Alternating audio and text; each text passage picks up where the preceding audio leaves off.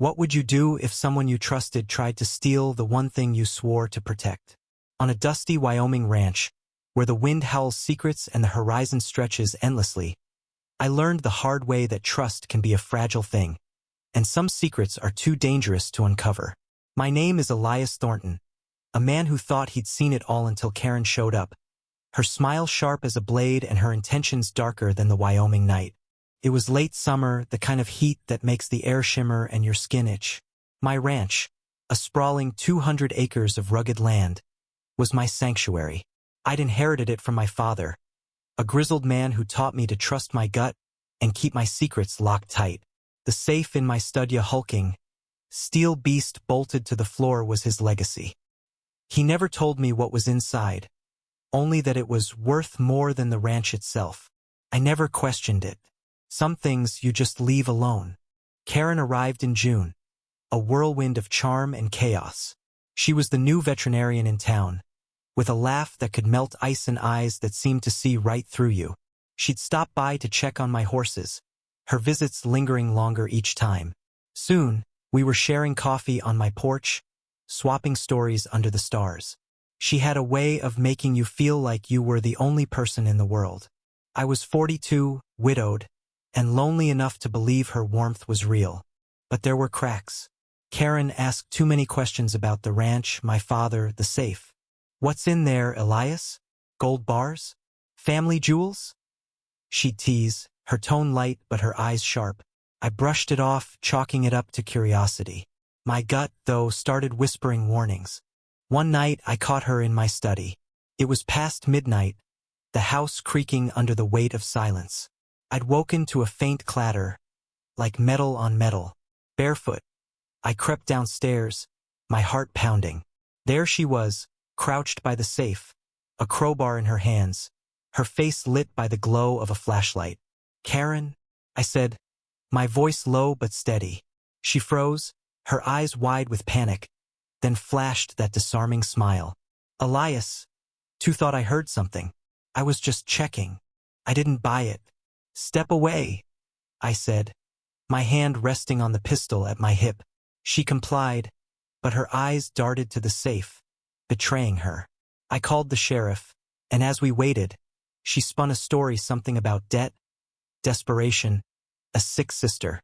But her tears felt rehearsed, her words too polished. When the sheriff arrived, he didn't just arrest her. He called in the feds. That's when the twist came, and it wasn't Karen. It was my ranch hand, Miguel, a quiet man who'd worked for me for years. He'd been outside, watching from the shadows, and when the sheriff questioned him, he broke. Miguel confessed he'd tipped Karen off about the safe, feeding her stories about my father's shady past. He'd overheard my dad talking about evidence years ago and thought there might be cash or valuables inside. Miguel, loyal Miguel, had been skimming from the ranch's accounts, desperate to pay off gambling debts. He'd roped Karen in, thinking they'd split the haul. His betrayal cut deeper than hers. The feds cracked the safe open the next day. Inside wasn't gold or cash, it was a stack of files, photographs, and a USB drive, all marked with FBI seals. My father, it turned out, had been an informant, feeding the bureau dirt on a trafficking ring that operated through Wyoming in the 90s. The evidence was explosive. Names, dates, locations enough to reopen a case that had gone cold. Karen's break-in had inadvertently blown the lid off a decades-old conspiracy. As the feds hauled her away, Karen's charm evaporated. She screamed at me, her words venomous. "You think you're clean, Elias? Your father was a rat, and you're just as guilty for keeping his secrets." Her words stung, but they didn't break me. Miguel, though, couldn't look me in the eye. He mumbled apologies as they cuffed him, his shame a heavy weight between us.